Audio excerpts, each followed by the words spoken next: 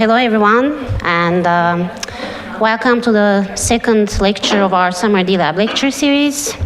I'm very thrilled to be welcoming Dr. Michael Weinstock today.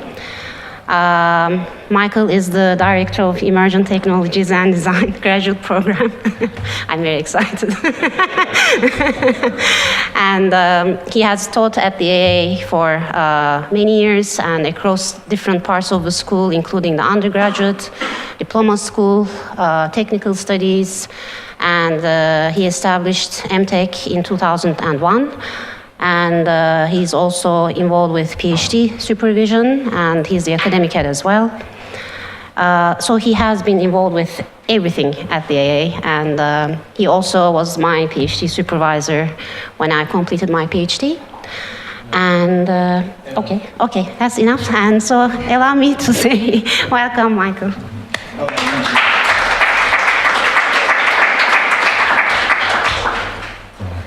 I've also swept up, so it's not all important jobs. Okay, so I want to talk to you tonight about utopia. And every architect thinks they know what utopia is. Not many of you will have read the founding story, Thomas More, and I'll talk a little bit later about that. There's two aspects of this talk that I want to emphasize. One is how strongly the idea of utopia as some future unattainable city, and it's nearly always been a city, has been in urbanism and the development of architecture over the last 100 years. And perhaps more controversially, how strongly, in my view, it's linked to migration and the migrants' tale. And for those of you who are kind of not familiar with either of those dynamics, I'm going to attempt to play that out across 100 years of architectural history. So it's going to go fairly fast. Okay. So these fantastic drawings are 104 years old. Yeah, 1914. Done by Santilia, who was, how old are you? Me? Yeah. 26. Okay, he was 24 when he did this. He died a few months later in the First World War.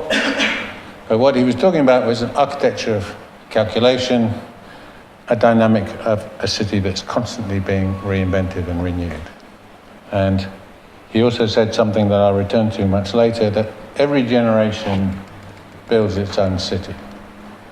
And what he meant by that was not just physically, but conceptually, as a dream, as an aspiration. And every architectural history, when I was taught architecture, you always started with Corb. I think it's still compulsory in some countries, but they've kind of more or less deleted it all across Europe. So those of you, maybe from the subcontinent, and still will have been taught this, and will recognize this plan.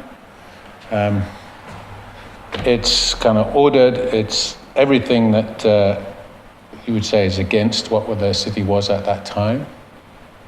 And we would have been out here, all of us, and on the periphery, and the elite would have been in the towers at the center. And aircraft technology was kind of in the future. So the white cross in the middle is actually supposed to be an airport, which if you're a pilot, that's a fairly ridiculous thing to do. Nonetheless, this is the conceptual model of a 1 million person city. At the same time, this is drawings around about the same time that's proposing a more socialist-driven utopia. In terms of morphology, you can't tell the difference. So one is supposedly elitist and to do with order. This supposedly is a socialist utopia. The buildings are enormous scale. They're 600 meters long. And it's also a city for 1 million people. And although it seems quite sweet when you look at this compared to modern traffic, the general idea is the same. But the organization, the geometry is organized by the flow of what we would now call transit systems, some buried and some on the top surface there. And these are the detailed drawings for those blocks, completely undifferentiated, everyone identical, every unit within them identical. The dream of the new city is carrying with it already the seeds of what we found so disturbing in contemporary architecture, is the loss of identity and of individualism. And both of these sets of drawings and these concepts originated in Europe in the period from about 1920 to about 1930. Something different's going on in film, a little bit more advanced. This is actually what's called a matte painting, which is partly a model and partly a painting. That was made for a film, a science fiction film, for 1930. But as you can see, everything that you're beginning to think about as a contemporary city is present in the culture, if not physically, is present culturally by then. Massive buildings, enormous scale, mass flows that are organizing that are no connection to the individual buildings. And interestingly, there are no people. This is a very important film. It was partly a comedy and partly a tragedy. It's difficult to get hold of. It's called Dreams of Things to Come. It's 1930. Most of you will recognize that foyer design as sort of late 90s. You had a bit of gold, a little bit of curvy frills on the balconies, and you've got your typical New York or anywhere else interior atrium space. And it's also what you see much 50 years later in Blade Runner, the vision of the face of the media that's controlling the masses below. Not expressed in those terms, but any kind of cultural analysis shows the first articulation of these ideas comes in student drawings of architecture and in film and in literature. More powerfully perhaps in film and in literature. At the same time, 1930s, ecologically across the world, they're known as the dirty 30s. These are the first human-produced ecological catastrophes. Architecture still has this dream of the future city of everything shiny and great liberations. The drawings suggest loss of identity, uniformity, conformity to geometrical and social principles. What's happening in the world whilst this is going on are the first big disasters. So this is the Dust Bowl, arguably the first documented human-produced disaster. This is what people were saying. Steinbeck wrote his most powerful novels at this time about the fleeing across the United States of vast numbers of people to escape the Dust Bowls. A large area of the southern parts of the US, this whole agricultural system collapsed, and you had enormous movements of people running into hundreds of thousands of people either to the west to California or north to Chicago and New York and those areas. Not to be outdone, we have what arguably is still considered quite a beautiful kind of plan. Those of you who recognize this will know Frank Lloyd Wright. What you might not know is that Frank Lloyd Wright was also proposing a system of governance for this city. There was only one kind of person suitable to run these kind of cities, was an architect. Preferably him, but if not, some other architect. And the drawings are great in a way and very powerful when you see them and evocative of their age. There's a kind of unspun, unthought out technology that's supposed to sort out all of this. But one phenomenon that's really clear is there's no boundary to this. It doesn't end. It unrolls like an endless carpet right the way across 3,000 miles of the US continent.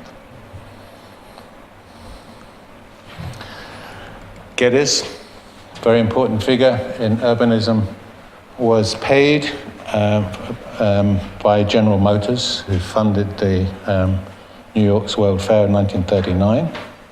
And this is the first time where there's a deliberate attempt to unify the future of the motor car industry and urbanism.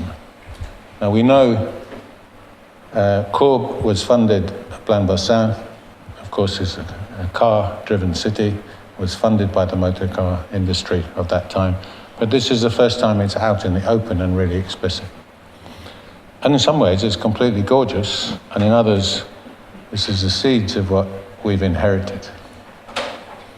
And you can see from this amazing model and the people sitting up there how much effort went into this. The models are quite seductive. They're not a million miles away from what Saint-Hilaire drew, or Habermas, or any of the others.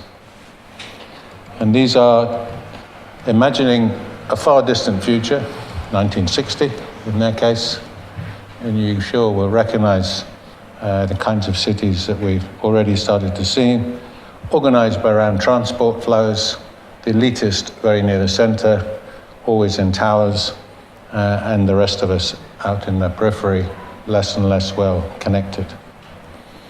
And the motor car was seen to be how this would all come about. And this is the agricultural vision, where every plant sits underneath a nice little dome. And inside that dome, the ecological control is absolute. Temperature, moisture content, amount of sunlight. There was no technology to do that, but that's what they wrote, and that's what they drew. This is coeval. This is exactly at the same time. If you read in the novels and look at the films of that area, whilst architects and urbanists are preoccupying themselves with this further dream, we start to see good documentary evidence of this massive flow of people. The Okies, many of them were called. And they carried with them their own version of utopia.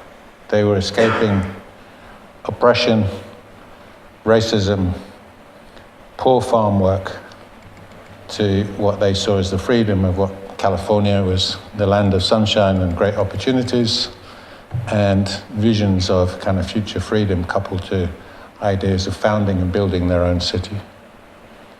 And some did. I mean, there are many small towns in California, Brittany will tell you, that were founded and built by the refugees or the people fleeing from the Oklahoma Dust Bowls. These are European, this is the Basques. Anyone from Spain here? This is a worldwide phenomenon as you go into the late 30s and beginning of the World War II. These are arriving in Britain. People too poor or too old to travel themselves sent their children. So one of the strongest features of what we call demic movements, it's always the young who move. It's the young who carry the stories of the old, but they turn them into optimism for creation of future cities. So, by the time we get to just immediately World War II, the new city, that exact phrase, the new city, if you look up architectural history, you will find almost every architect has got some version of the new city, published some drawings or a book or some text called the new city. There was always a technological euphoria in it. They didn't know what the future technologies would be, they're not predictive. They're just assuming that they would be entirely beneficial to society. They're organized and layered by infrastructure. They have multiple levels, normally associated with different speeds. High density blocks, all identical. No boundaries, they could go on forever. And agriculture has become urbanized. Agricultural plans look exactly the same as city plans. Courbe onwards drew farm plans as though they were city plans. Farmers never drew them like that. Well, I don't know if farmers ever drew plans, but we don't know of any. But nonetheless, we could see this kind of strange kind of inversion where people are starting to draw productive landscapes as though they were part of the city. So, Hilbert, who did the original high-density socialist blocks in 1945, moved to America, gave up socialism, became a good capitalist, drew exactly the same things. but he gets more kind of credibility. He actually did, to be fair to him, some really good work on the Chicago master plan. But he makes this kind of quite new recreation of himself, but his architecture and urbanism remains the same. And there it is. This is the post-socialist. This is the capitalist version, and it's identical. And the urbanization is integrated with the agriculture, and it's really hard. When you read the text, you can see what he means, but it's really hard in the drawings to see any difference between what are supposed to be productive farm landscapes and residential. In some sense, that hinge is where ecological urbanism maybe starts, where there isn't really a significant differentiation between forms of the city and forms of agriculture. At the same time, a great deal of human mathematics effort, what we now think of as the birth of computation, lies in the calculation of how to set the whole city on fire. So the early mathematics done in the UK first, and then in the US, this is to create the Tokyo firestorm, which was an attempt, partly successful. The large areas of Tokyo had very, very large numbers of wooden buildings, and the calculation of the airflows and the temperatures and so forth were the first significant big-scale urban calculations. Kind of shocking, but that's what it is. And of course, whole new ways of, say, removing life from cities. This is Hiroshima and the aftermath of that. Okay, this is a photograph taken the same year I was born. As you can tell, I'm very, very young. 70 years ago. My mum used to dress, have her hair, and look like that. You have more power in your iPhone than the whole of this. And in fact, this laptop I have here has more or less the computing powers of a rat brain. So we should not underestimate this kind of journey. But this is the first significant birth of what you all now take for granted as your working method. The strange mathematics that precedes this are to do with breaking codes and making firestorms, partly also in the US history of the Navajo code talkers, which I can tell you about on another occasion. The dream of the city also goes through a strange inversion after the war. Very few people are now architects drawing or trying to make new cities. They're trying to make buildings that incorporate city ideas. So within this, which is an amazing building, and if you're here for Europe any length of time, go to Marseille and go inside. You can stay in there. You can hire one of the little apartments, the Habitation. It's really quite beautiful. And it has within it kind of streets, shopping arcades, kind of garden on the top and so forth. The stuff you learn in school, you will change your mind about this if you go and stay in it. The paradox is, although it's in one way a kind of part of a bad history, it's actually a beautiful building, and it's amazing to be in it. The English weren't quite so good at it. Partly it's the sun. Well, it's difficult in this year because it's like hot this year and sunny as ever, but the English version of modernism, this is a Robin Hood estate by the Smithsons, was pretty grim. There was a kind of sourness to it, and it never quite worked, and the English never quite liked it. And they didn't build it very well, and it's surrounded by roads, and you can't get to it. And it has some resemblance, or supposed to the Habitation, its interior organization, but it was overscaled, too big, poor orientation, and it never really worked, and although they tried to preserve it, it's now demolished. Tokyo Bay, very important. We're beginning to see in the Metabolist the first restatement of it. Again, a very simple early principles.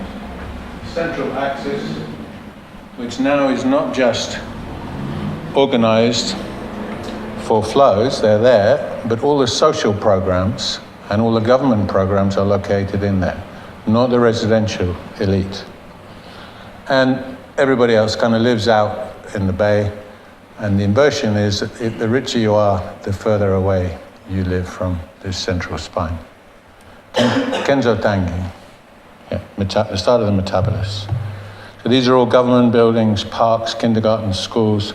They don't look like that. They look like kind of completely massive blocks and so forth. But the more beautiful part, I think, is these kind of outer buildings, which are residential and so forth. Super Studio. This is when, more or less, I started to get interested in architecture. Around about the 60s, everyone's growing their hair long and taking too many drugs, and maybe that's... this stuff marches right across the world. They have no hesitation. It's not like they make a drawing that we saw with some of the earlier architects, particularly Frank Lloyd Wright, where there's a suggestion that there's no boundary. They're completely, this is their big idea. This stuff marches right across the world. It's the same everywhere. It's undifferentiated. It has kind of enclosures and things, but something really weird about it. It has no interior, none. It's all surface. And these tribes of people that are, just seem to, all the images are about tribes of people, nomads, who are wandering endlessly across it. It's a very 60s vision that technology would completely liberate people. No one would have to work. Everybody would just roam around and keep moving. But it is and also really, really intriguing. Some of the drawings are really enigmatic. They weren't explained at the time, and it was a deliberate attempt, I think, in some of these. They're really quite provocative, of some kind of strange life or excavations of life. We also start to see drawings from other groups, Arcadia in this case, that are all interior, where there are no exteriors, where the whole world is occupied by one singular building in which you just move in through the spaces. And those are truly frightening, particularly if we look at the right-hand side. This is Hilberseimer from both pre-war and post-war, the ultimate thing. Endless repetition. If we look at the right-hand side of living units that are absolutely identical. It was argued that that was libertarian, to do with everybody being equal. But it's kind of quite scary. And nobody really understands what the drawing on the left means. But it's something to do with kind of playfulness that somehow comes out of being in a uniform grid, a kind of sense of freedom. Most of you will have had some engagement with the situationists who start to rebel against all of this. So these are visions of a city that is arguably led to Collage City. Ideas where it's only experience that unifies a city. But again, it's predicated on migration, on movement of individuals. But these are the individual's experience rather than collective ones that go to make up these maps. And this argument gets played out on both sides very ferociously in New York. This is the part of the fight between Jane Jacobs, who was Jane Jacobs' big idea was, that there are localities that people bond themselves to a place. They live most of their lives in one place. She was talking about Lower Manhattan and places like that maybe we wouldn't necessarily ourselves identify with sense of place.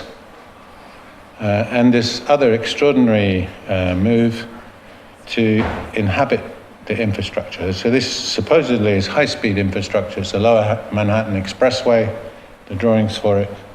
And again, there's a kind of underestimation or a strange way of drawing the kind of vehicular traffic. But if we look at the ratio of the transit spaces, which is these big, big channels underneath, and the elite would kind of live in the upper stories of the spine. But what you can see very clearly in what Jane Jacobs argued against, there isn't any way to cross from that side to that side if you live in one of these territories.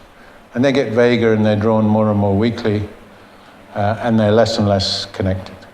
The city becomes subdivided, both by transit infrastructures and separated by economic status. The elite, if you're rich or to do with the government or processing, you live in one of these or in one of the towers connected to it, and the other people, everybody else lives out there somewhere. So, it's Peter Cook, as you know, Archigram. I love Peter Cook, so I'm going to be sort of respectful in the way I take this apart. And I loved these drawings when I was a student, and I still do. But I remember, because I came into architecture late, having had another kind of life before, that I was completely shocked that in one of these beautiful drawings, there's a small yellow pipe on one corner, and everything arrives, food arrives through this little yellow pipe. The city doesn't produce anything. In its most extreme, you got the walking city of Ron Herron from Archigram. There was a whole set of ideas, many of them produced in and around this building. These drawings, when I was a student, were around here. Peter was here, and Ron Herron and people like that were still talking about them.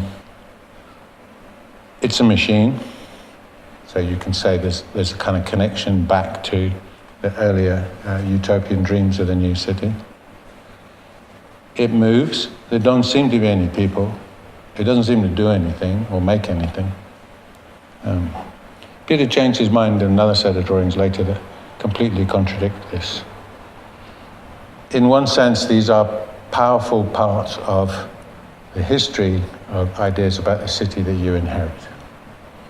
In another, they're the start of the complete disconnection of what ideas architects talk about and what happened in the world. And in my view, this is around the time, it's not Peter's fault, but this is around the time where architects stopped having any credible audience in city governance or any influence. And I loved these things. I thought they were great ideas.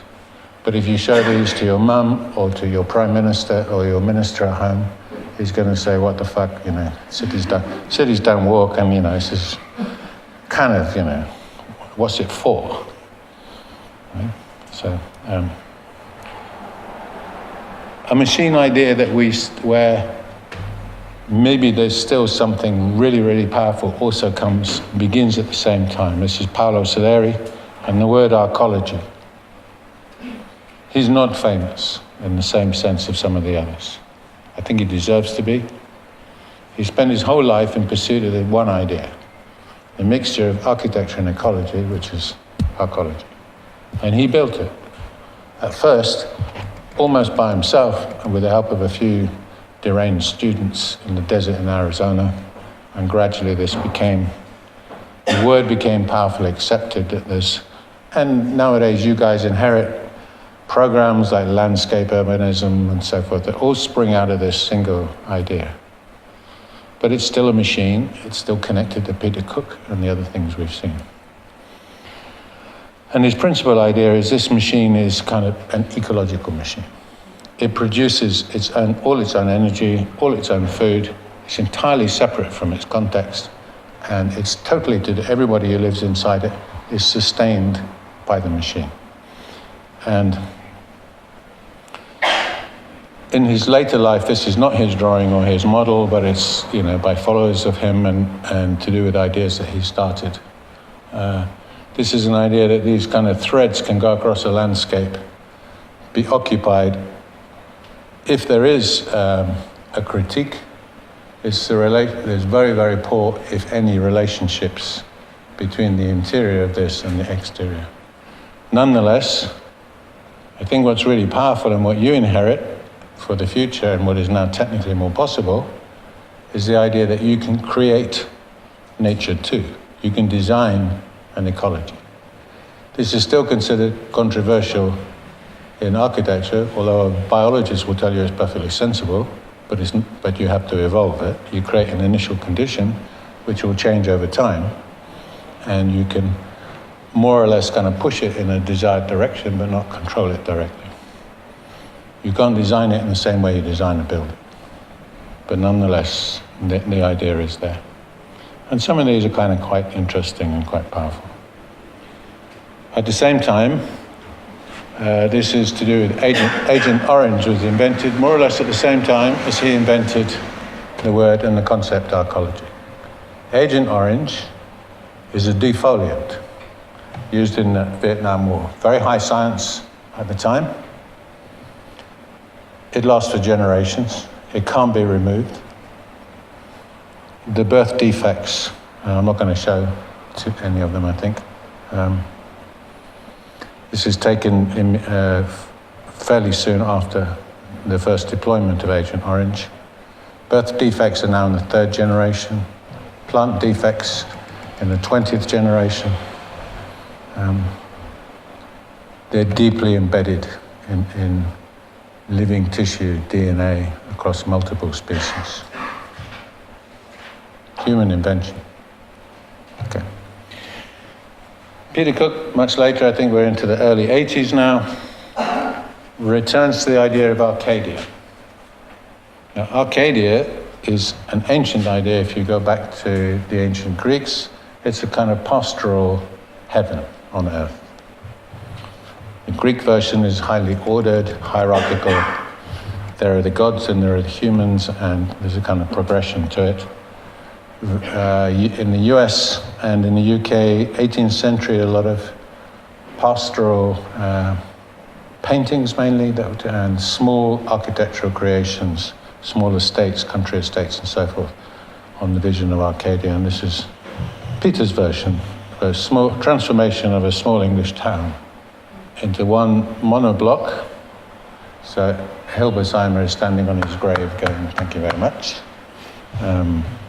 But it has, you know, this general concept attached to it that in Peter's work, he keeps the living entirely separate, but it's just this massive block placed in a productive landscape. So this gets to your generation, right? Yeah. You grew up with the computer games for this. Yeah? You're smiling because, yeah, okay. Have you met William Gibson? Okay. So he was the guy who said, the future's already here, it's just not evenly distributed. This, I think, is a really important point that comes first in literature. These are the first person to write and use concepts of datascape, information flows. The idea that humanity, if you look at the image on the right, is only partly to do with living flesh, and that what then was called kind of cyberspace, we don't think of it like that now, is something, a human creation that is now gone beyond a singular human intelligence. So it's both kind of wonderful and awe-inspiring and frightening, and there's a degree of independence to it. The impact of that in architecture is quite slow, but quite profound. Literature much sooner. This is one of them. This again is not this is an architectural vision of the future. It's not drawn by an architect, it's by a famous illustrator, a comic book artist, graphic artist we say now, right? We don't say comic book. My generation say comic book artist. A graphic artist. And it's taken from a short story by Ballard. And there's a young student who lives in this endless city. And he decides one day to see how far he can travel, because everywhere seems to be the same. And he goes through a whole series of kind of arguments and encounters on these kind of trains and through lots and lots of different spaces and endless kind of densities with strange gaps between them, until one day he realizes that he's returned to the space that he left. So in some sense, this is a manifestation of a dystopian vision. This is the beginning of manifestation in literature and in art, of representations and thoughts that show the city is something to be feared, it's unpleasant, it's oppressive, it's dystopian, something to be fled. This is part of my long argument with Patrick Schumacher. Some of it's been online, and we have various meetings, some very friendly, I've known him for years. But we've had kind of discussions in this school and so forth. So, and this is something you all have to wrestle with, as I did and as Salif did and you do. We want to be individuals. And the whole kind of cultural drive of architecture is to be, how do you express yourself as an individual? And you do it by making new forms. Once that was, if we go back to the turn of the previous century, that was an act of rebellion. And in my view now, it's just simply to glorify your own brilliance. We have cities without boundaries, surfaces without interiors. Our desire to make what was called a well-tempered environment has been corrupted to spaces that they're just gaps between the buildings. There's a famous example of an architect who was here and gave a lecture here, and when he was asked about public space, he said, well, it's just that stuff in between these wonderful buildings I'm making. Everything comes from somewhere else. Nothing is, we're recognized as being grown or made in a city. Cities don't have any purpose anymore of production. And what's really frightening in contemporary politics, particularly in this country, that the move against people, migrants are always others. They're here to steal your jobs, your wife, your husband, to take away anything you've earned. But even more frightening, the others are seen as transient, people who don't belong. You're a citizen of nowhere. What I grew up with in the early 60s, and some of the 60s drawings I showed you, were the principal idea about the future of cities, the principal utopian dream was about endless movement. In the last 5 years, this has turned very viciously. The more you move, the less rights you'll have, the more other countries will claim you're a citizen of nowhere. The stories you carry and the dreams you carry of the city will become difficult. And to give you some examples, you fly into Los Angeles, the flight in, Brittany's smiling, she's done this many times. It's a brown carpet. It takes about 30 minutes if you do it in daylight to fly over this. It's completely undifferentiated. There are some places, like on Highway 5, if you live over here, you're going to have to drive several miles before you can turn right and cross to the other country. There was a very nice book called Edge City, which you should read. It's about California urbanism in particular, but it's going to apply and does apply to many cities around the world, where infrastructure like this is supposedly to do with connecting places, but actually really, really divides. Frank Lloyd's writes, every man, every person, we say nowadays, to their own acre. These have become quarter-acre plots and subdivided again and again and again to smaller and smaller spaces. I love and loathe this Mexico City. Extraordinary thing about this is actually a really nice place to be in some of these places, but everywhere is the same. And unless you're a resident and grow up there, you have no way of navigating or knowing. Many parts of Japanese city have a son who lives in Fukuoka. Many Japanese cities don't actually even bother anymore with street addresses because it's so difficult to navigate. They nominate a person or a group within a certain territory to be responsible for guiding people, for delivering the post and so forth, for fire protection. And Delhi. Scary, right? It's totally undifferentiated. It's endless. It's not anyone to blame for this. I'm showing you the consequences of those early dreams. 100 years on, what was theory, what was a dream and speculation, is built. And it's built everywhere. Hilberseimer's drawings. And a lot of the world live like this, a lot. And we forget that a significant fraction of people don't live in the city. We tend to think of the civilized world, the cultured world, the world of architectural production as over there. But for the majority of humans, it's here. And we are irrelevant because we're only dealing with a few rich people there.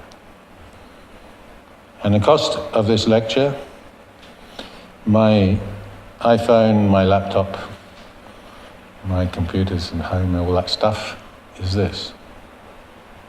And this. The rare earth metals. This particular pollution has a half-life of 500 years. That means it's 500 years before it's half as toxic as it is now. And you can see this landscape is nothing is living, nothing is growing. And our civilization depends on these rare earth metals. You can't build a computer without them. You can't build a digital watch or a phone at all. And we have whole new ways of destroying cities. This is Chernobyl, more recently from the Middle East.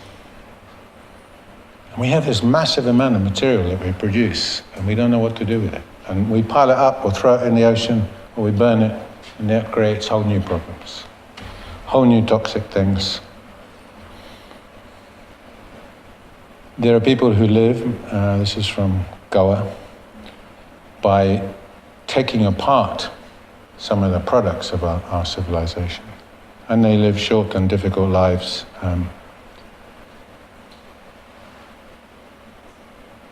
We produce more than the earth can replace. We produce more than we know what to do with, and we don't know how to dispose of it. And by leaving it lying around or whatever we do to it, we're creating more problems. There's very little of the earth that's left untouched. Almost all of the earth's surface in some way is engineered now. Not all of it to this extent. This is Almeria. The greenhouses, if you had orange juice for breakfast or you had tomato salad, this is what it takes to produce it in the numbers of humans that are alive today. There are vast territories of the earth that look like this now. If you fly into the Netherlands, you will see a great part of Holland looks like this. A lot of southern Spain, a lot of countries in Europe, Turkey increasingly so. And one of my favorites from Beijing, kind of speaks for itself. If you ever go outside in the winter in Beijing, combining the toxicity with kind of terrible cold temperatures is really an experience that you only want to have once. You feel like your whole face is being ripped off by this stuff. And Austin,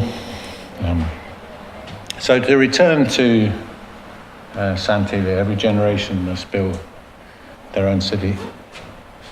It's not completely hopeless for your generation, but it is, I think, the major task of your generation. The synergy of ecology, climate, and spatial cultures. And the reason is, in a very short space of time, in the next 30 years, which is your professional life, you go from now to when you're either a senior architect running your own practice or you're a big team leader in a massive practice. If people keep reproducing, and there's no sign anyone's going to stop reproducing because it's a lot of fun, right? At least the first part is. And I can't lecture you because I have 5 children. All I can say is don't do it. But if that's right, in 30 years, we are going to be 2 billion people more. And what does that translate to in terms of cities? Many hundreds of cities that are 20 million or more plus. Okay, there are interesting things happening with the ecological urbanism, if I can say that, or the fusion of urban ideas and ecology. So Madrid's a really good example, which was once, the center of Madrid was once totally separated by 8-lane or 7-lane highways, great level of hydrocarbon fumes. It's very difficult to cross from one side of the city to the other. And this was a very nice plan by a practice called West 8, Dutch practice, urban plan that was actually built. The cars are all buried. The cars are still, the traffic flows. The river was restored. And all the way along the river are these kind of parks and green spaces, which has also greatly improved the local climate in parts of Madrid. It's improved connectivity, it's improved the quality of lives of people on either side of it. For Lower Manhattan, post 9/11, I don't know, or post that big hurricane, there was an international competition. This is one of the proposals for the greening. Some of the greening is kind of slightly ludicrous. Make a lot of towers and stick some green stuff on. Nonetheless, it's kind of slightly, it is promising. This is for San Francisco. But the idea that you can reside and produce edible foods and improve the local climate by, I'm guessing you might say something like an ecological device, which is partly machine, partly an ecological machine, partly residential, and so forth. So there is hope that these ideas start to be taken seriously. The techniques that are available to you are also increasingly easy to master.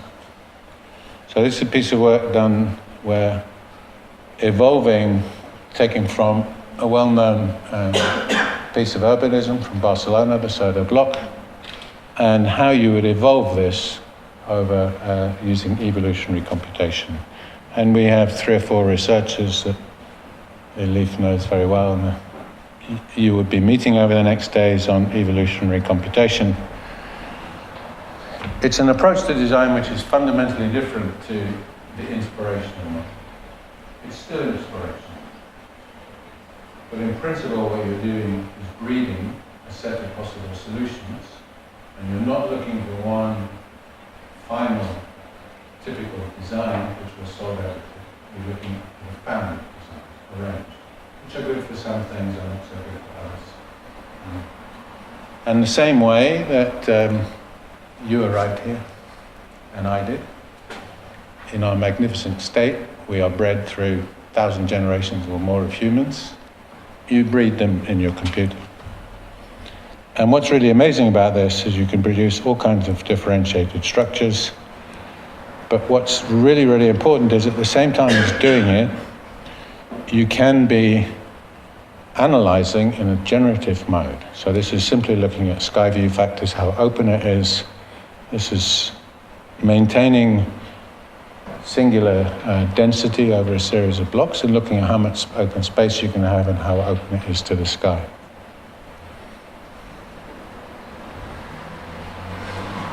This is another computational approach where you can be evolving the connection. So there's a whole series of pre-computed blocks which have been through some kind of evolutionary process. You can have network ambitions, connectivity ambitions at ground level, intermediate levels, upper levels. You can explore those. And what this little algorithm is doing is looking for which one to put where, which will give the best kind of interconnectivity.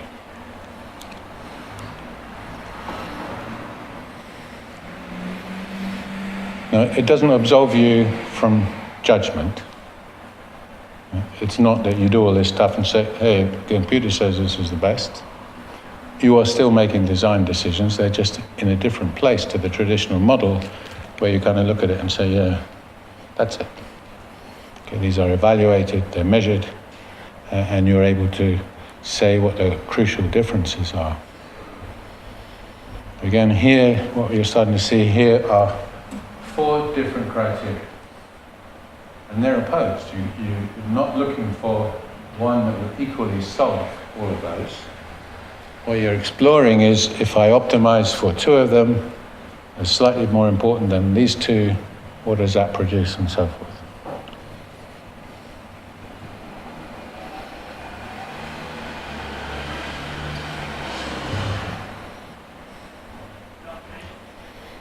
And what we've recently learned how to do is how to keep track of multiple generations. So you can run now, or we can run, show you, I don't know if you can do it so quickly in DLAB, but over a longer course of tuition, you can run 1,000 generations on the laptop. And you can recall any one of them. And you have the data on any one of them. And the biggest problem is handling that amount of data. And we have developed protocols, or the PhD researchers in the MTech studio have evolved protocols for that. Most of you will be familiar with these kind of maps. In this case, looking at the incidence of photographs taken and where and how networks connect and how people move. So connecting these kind of tools with the evolutionary tools gives us, if we can get this to run.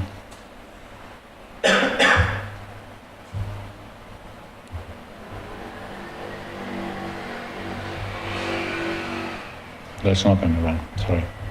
But we can connect those and evolve, co-evolve networks and urban morphology at the same time. We also inherit and don't pay enough attention to the idea of an engineered landscape.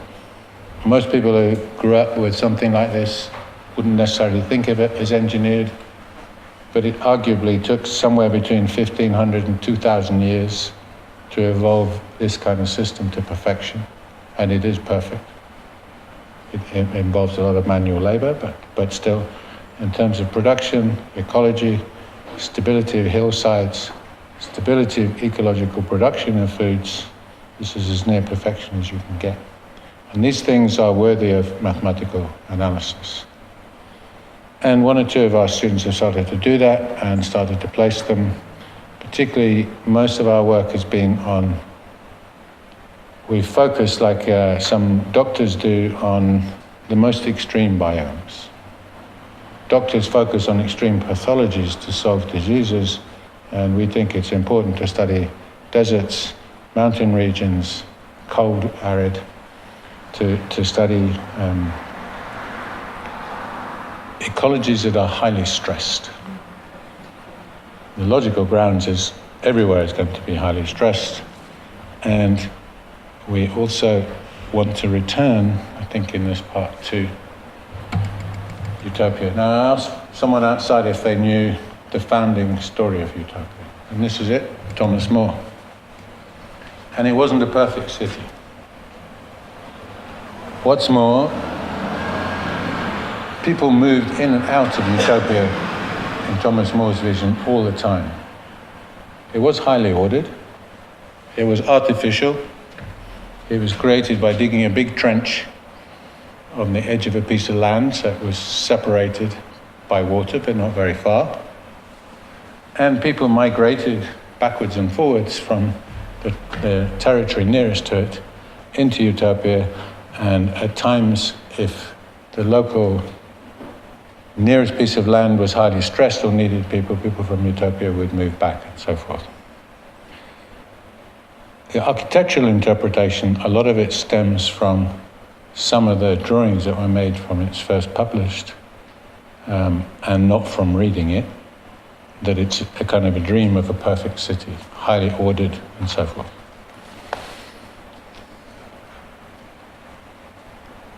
If you look at your own family history, I would doubt that many of you can say your parents and your grandparents and the parents before them lived in the same place that you grew up. If I look at mine, my mother came from a Northern Ireland fishing village. My father was born in Germany, as I was. His parents were refugees from Russia, and if you go back 2 or 3 generations, there are these trajectories right across the world. If you look at biological history, human biological history, we are all, to extent, migrants. We share the same gene set, although I'm a Jew and he's an Arab, but we're biologically brothers, same gene set. we're all in some set, if you go far enough back, we're all peoples of Africa. My white skin and blue eyes are a mutation to northern climates. And humans have always carried with them, the humans in all their movements had carried with them the dream of a future city. The fireside tales, the stories on the boats, the dream of a future liberation always seems to be identified not with a rural transition, but with an urban. And it still goes on today. And whilst we might think of these as poor, distressed people, and of course they are, and they need to be cared for and treated in a more humane way, they're predominantly young. From my perspective, they're predominantly the future, or what the future will be made with and from. And all countries around Europe, I'm not going to talk about the horrors of the US, but certainly all the countries around Europe become intensively aware of these moments. By and large, what they're fleeing is oppression and poverty, but the unspoken part of the cause of that is climate change. So many of the countries in Africa are undergoing what ecologists would label as climate wars. Resources get scarcer as ecological problems become greater. Those in power who have access to powerful instruments of money or warfare grab the few remaining resources and drive everybody else out. Historically, that's the same cause. It goes back to the diaspora from out of Africa 150,000 years ago. And yet, somehow, all the world is connected. You can reach anywhere in the world, more or less, apart from a few darker areas, within 24 hours from here. You can communicate, if you know how to, more or less right across the world in real time. You can talk to someone now in Valparaiso, in Moscow, or in Nazareth. As you do, right? Okay. So, what I want to leave you with, the work for your generation, the biggest bulk of work the architectural practices and you will have is to urban. And if you wish to do it, we have many good tools and they're evolving very rapidly. But my urge for you, if you do engage with that, is not to forget the migrant and the power of the migrant's tale. Thank you.